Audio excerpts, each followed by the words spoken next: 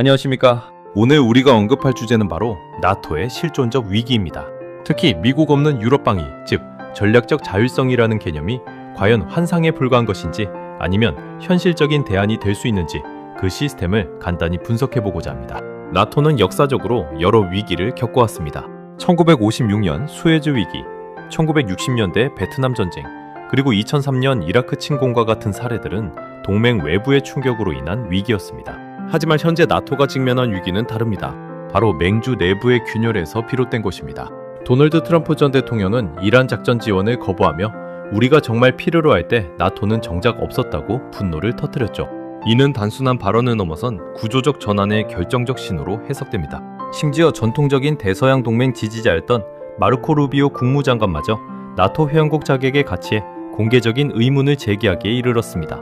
이는 단순한 협상용 레토릭을 넘어선 미국 외교 정책의 근본적인 전환 가능성을 시사합니다. 현재 상황을 비유하자면 미국은 냉장고, 유럽은 주방에 비유할 수 있습니다. 피에르 방디의 나토 최고 변환 사령관은 핵무기와 전략 자산이라는 식재료는 여전히 미국 창고에 있지만 일상적 작전 운영이라는 주방은 유럽이 직접 맡기 시작했다고 언급했습니다. 실제 2024년 2월 미국은 선언이나 기자회견 없이 조용히 나토 지휘소 두 곳의 통제권을 유럽 장교들에게 이양했습니다.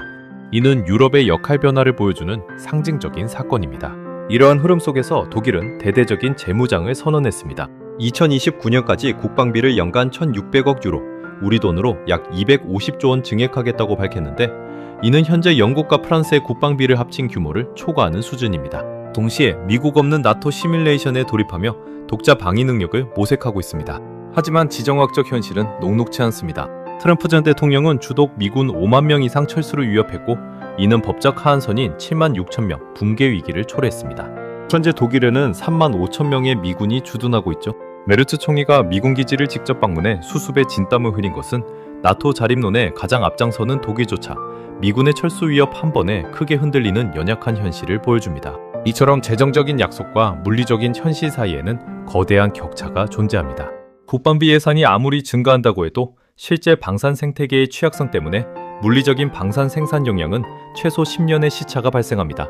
예를 들어 러시아의 3개월치 탄약 생산량이 나토 전체의 1년 생산량과 맞먹고 나토 전체에서 TNT를 생산하는 공장은 폴란드에 단 7군입니다. 또한 유럽의 주요 무기 수입의 58%가 미국산이며 특히 F-35 전투기를 대체할 전투기 부재는 심각한 문제입니다.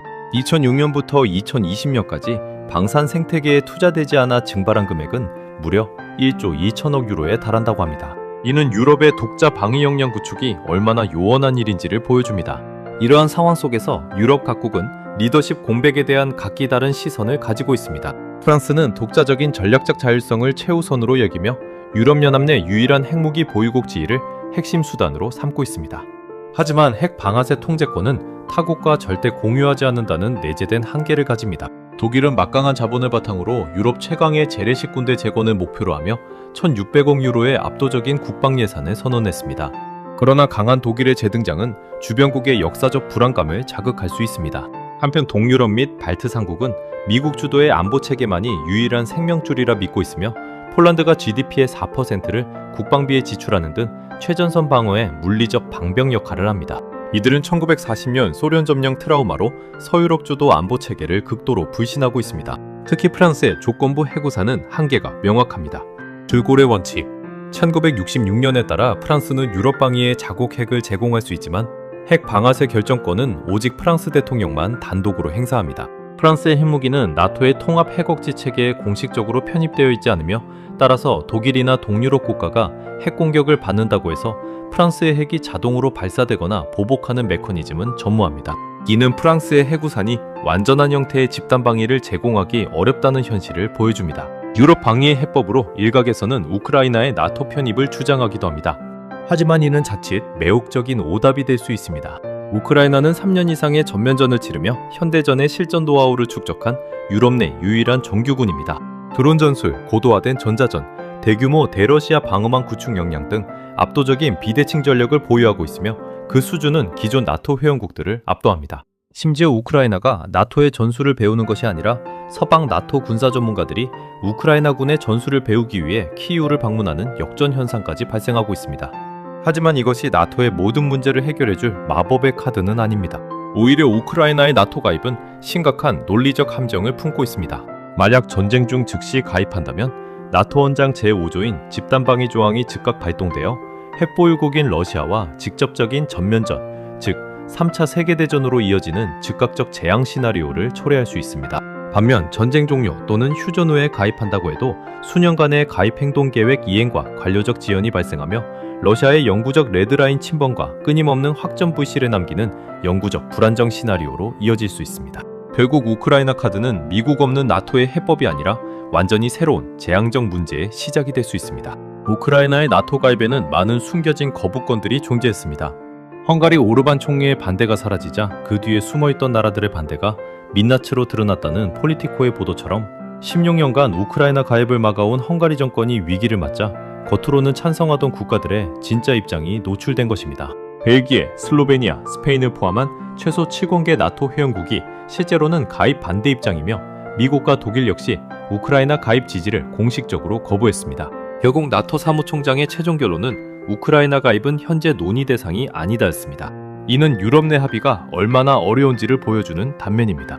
결론적으로 나토의 핵심 메커니즘을 살펴보면 유럽 재래식 전력은 현재 천문학적인 예산이 투입되고 있는 영역이지만 집단방위의 진짜 핵심은 미국의 핵우산입니다. 재래식 군대를 아무리 키워도 핵 억지력이라는 코어가 빠지면 75년간 쌓아올린 신뢰의 메커니즘은 붕괴합니다. 미국 없는 나토는 유럽 나토가 아니라 오히려 보호받지 못하는 동유럽이 떨어져 나간 서유럽 나토로 전락할 위험이 매우 높다는 점을 명심해야 합니다. 오는 7월에 열릴 앙카라 정상회의는 이러한 나토의 위기 속에서 중재자의 무대가 될 것으로 보입니다. 튀르키예는 러시아 S-400 미사일 시스템을 실전 배치하면서도 나토 핵심 회원국 자격을 흔들림 없이 유지하고 있습니다. 우크라이나 전쟁 발발 이후 서방과 러시아 사이에 실질적 중재자 역할을 독점적으로 자임했으며 도널드 트럼프와 블라디미르 푸틴 양측 모두와 언제든 통화할 수 있는 한 라인을 유지하는 사실상 유일한 국가입니다. 나토 역사상 가장 격동하고 분열된 시점에 가장 중립적이면서도 모순적인 포지션을 가진 나라가 의장석에 앉아 동맹의 운명을 결정하게 될 것입니다. 앙카라 정상회의에는 세 가지 핵심 의제가 논의될 것으로 예상됩니다. 첫째는 미국의 잔류 조건입니다. 트럼프가 요구할 파격적인 방위비 분담금 수준을 타결하고 이미 GDP 4%를 쏟아붓는 폴란드와 여전히 2%에 미달하는 다수 국가들 간의 심각한 내부 간극을 해결해야 합니다. 둘째는 유럽 독자 지휘 체계 제도화입니다. 지난 2월 조용히 이양된 미군 지휘소의 유럽 이양을 공식화하고 미국 전력 없이도 작전이 가능한 독자적 지휘 구조를 선언적, 제도적으로 채택하는 것이 목표입니다. 마지막은 플랜 D, 즉 디팔처입니다.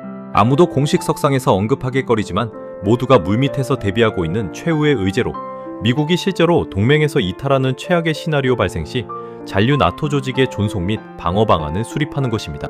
그렇다면 유럽 재무장의 궁극적인 목표는 무엇일까요? 재설정된 목표는 미국이라는 거대한 냉장고를 당장 스스로 만들어내는 것이 아닙니다. 현재 유럽은 극도의 안보 취약성 상태에 있습니다. 목표는 오직 하나, 미국이 갑자기 사라지더라도 당장 굶어 죽지 않고 스스로 최소한의 끼니를 때우며 버틸 수 있는 간단한 주방을 구축하는 것입니다. 즉, 완벽한 미국 대체 체계를 만드는 불가능한 환상이 아니라 최소한의 자립 기반을 마련하여 위기에 대응할 수 있는 최소한의 방위 능력을 갖추는 것이 진정한 목적입니다. 하지만 유럽의 주방은 여전히 미완성 상태이며 많은 질문이 남아 있습니다. 생산력의 공백은 자체 탄약 및 5세대 무기 체계 생산 생태계 복구까지 최소 10년의 절대적 시차를 요구합니다. 리더십의 공백은 서유럽을 불신하는 동유럽과 방위 운전석을 놓고 주도권 싸움을 벌이는 프랑스와 독일의 내부 분열로 나타납니다.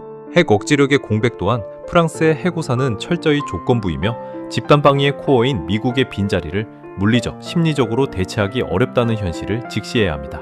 독자 방위를 향한 유럽의 화려한 선언과 냉혹한 현실의 간극은 여전히 넓습니다. 오는 7월 앙카라 회담은 방위 체계의 완성을 알리는 축포가 아니라 미국 없는 나토라는 불가능에 가까운 과제를 향한 가장 뼈아픈 첫 번째 시험대가 될 것입니다. 여러분의 생각은 어떠신가요?